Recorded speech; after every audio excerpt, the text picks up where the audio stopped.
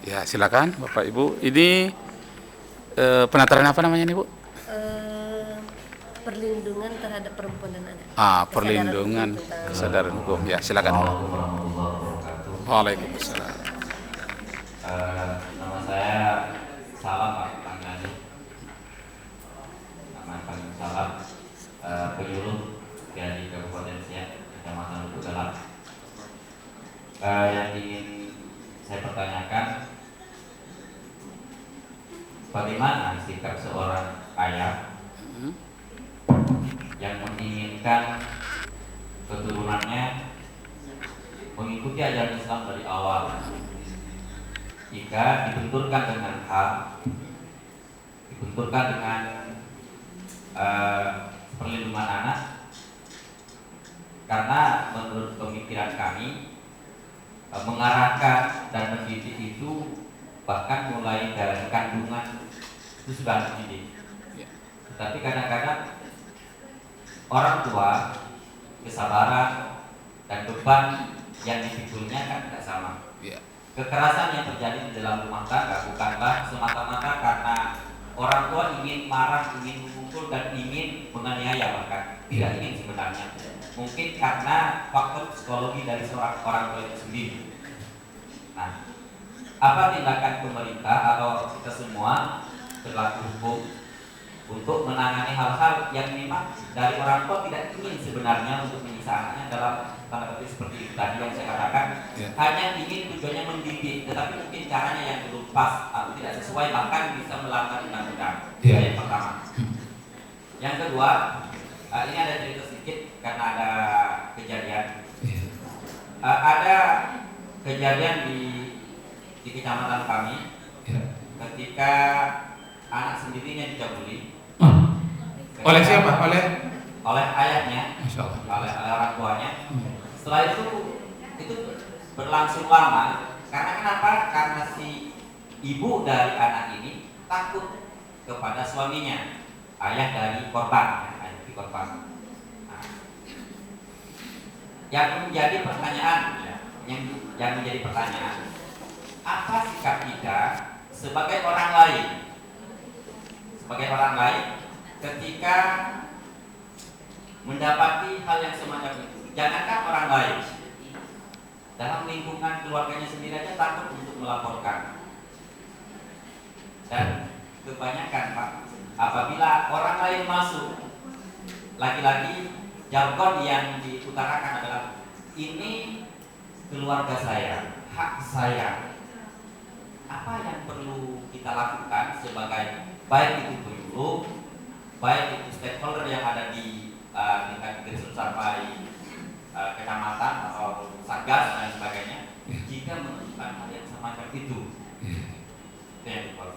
Yang ketiga, apa yang akan kita lakukan juga kita bersama.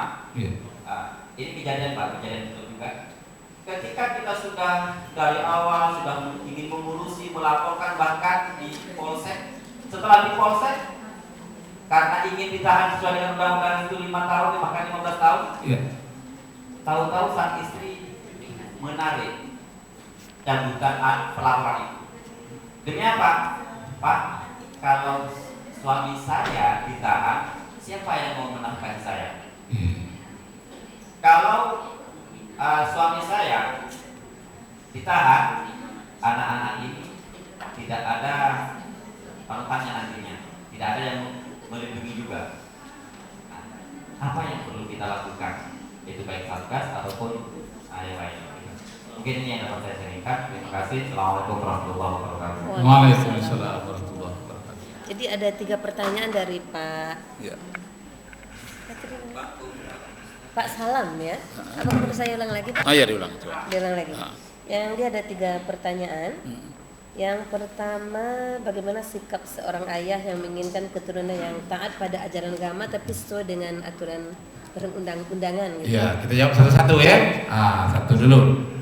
Jadi yang pertama, sikap orang tua adalah mendisiplinkan dulu, ya, menjadi contoh dalam rumah tangga. Kenapa? Banyak malapetaka dalam keluarga itu, anak dan istri itu membangkang karena orang tua tidak menjadi contoh. Misalnya dalam Al-Quran dikatakan surat An-Nur ya, ada 3 waktu berpantang itu orang tua, ayah memasuki kamar anaknya. Nah, itu kaitan pertanyaan kedua itu sebetulnya ada kaitannya ya. 3 waktu yang rawan. Pertama, setelah sholat isya itu tidak boleh dia masuk kamar anaknya, baik anak laki-laki maupun perempuan. Itu adalah waktu yang rawan. Jadi salah apa? Ada tiga waktu yang rawan. Tidak boleh kata surat An-Nur. Nah, setelah sholat isya kemudian tidak boleh lagi sebelum sholat subuh. Nah, kemudian tidak boleh lagi setelah isya sebelum sholat subuh, tengah hari di saat kamu menanggalkan pakaianmu untuk istirahat, itu waktu yang rawan. Kalau diperlukan pada waktu-waktu yang itu harus minta izin. Pertanyaan orang tua, kok saya minta izin Pak di rumah saya terhadap anak saya? Nah, inilah kadang diktatornya orang tua. Dia merasa rumahnya sendiri, dia bisa aturnya sendiri, tapi dia lupa ada aturan yang tinggi dari Allah Subhanahu wa Ta'ala. Jadi yang pertama, sang bapak harus mendisiplinkan dulu supaya dia menjadi contoh, sehingga anak-anak tadi mencontohnya walaupun belum penuh, tapi lama-lama tumbuh kesadarannya. Itu yang pertama Bu ya. Terus Bu, yang kedua apa katanya tadi? Yang kedua ya, bagaimana sikap kita sebagai orang lain ya menghadapi permasalahan rumah tangga yang sudah mencapai tahap pidana. Oh gitu ya. Jadi orang lain termasuk penyuluh ya di luar ini wajib melaporkan. Kalau tidak tetangganya itu akan dihukum. Karena intinya tadi itu karena pada pidana ya Pak ya. Iya pidana. Bisa hukum pidana. Walaupun rumah tangga orang lain. Iya. Nah, itu ini.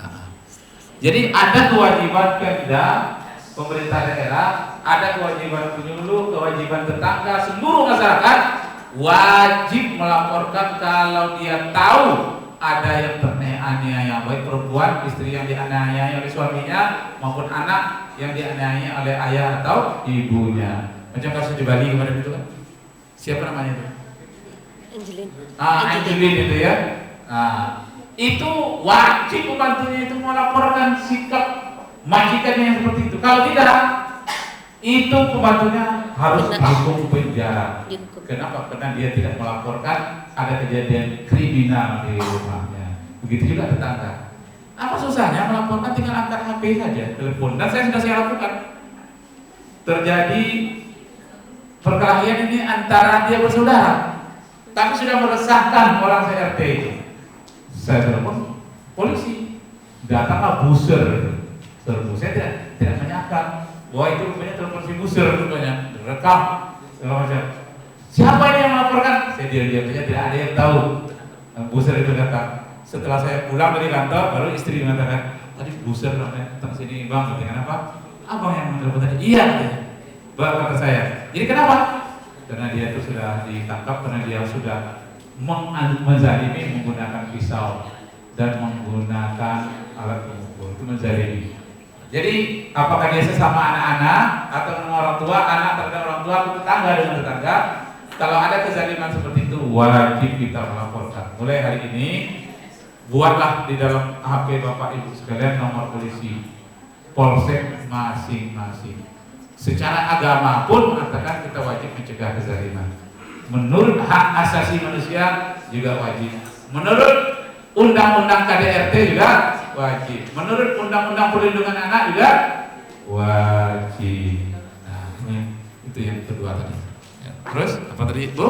Yang ketiga tentang istri yang menarik laporan. Oh, istri yang telah mengajukan kepada pihak polisi. Iya, dalam hukum itu ada memang perbedaan namanya kelah delik. Kelah itu delik aduan. Setelah dia mengadu baru berlaku dan boleh ditarik kembali. Delik aduan. Nah, sekarang ini hukum pidana ini bukan lagi delik aduan, tapi ini delik absolut yang harus wajib dilaporkan. Kalau soalnya nanti suaminya yang sudah bersalah waktu kekerasan terhadap anaknya, nanti siapa yang menafkahi anak? Nanti ada jalan damai yang lain. Yang penting dilaporkan dulu. nanti diproses agar dia dinasihati oleh polisi atau oleh jaksa, oleh orang-orang yang diseganinya. Jangan sampai tidak dilaporkan. Polisi pun bijaksana, jaksa pun bijaksana, tidaklah akan menyebabkan teraniaya karena tidak ada yang memberikan nafkah. Ada jalan keluar yang terbaik. Karena nanti akan ditanggapi oleh hakim. Hakim itu artinya orang yang bijaksana. Jadi tidak akan terzalimi. Terus Bu, habis? Bis? Nah, masih ada waktu? Waktu Silakan. masih ada. Ah, Ya. ini Ibu.